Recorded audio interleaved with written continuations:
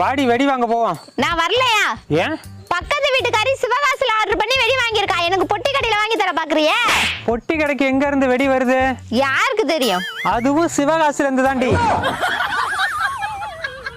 சரி வா, ட்ரெஸ் எடுக்க போவோம். நீ வர வேண்டாயா, உனக்கு செலக்ட் பண்ண தெரியாது. ஆமாண்டி, உன்னை பொண்ணு பார்க்க வந்தப்ப எங்க அம்மாவும் இப்படிதான் சொன்னாங்க. எவ்வளவு பணம் வச்சிருக்க? 5000 ரூபா. 10,000 ரூபாய் அக்கௌண்ட்ல போட்டு விடு. நைட் இருக்கு, உனக்கும் உங்க அம்மாவுக்கும் தீபாவளி.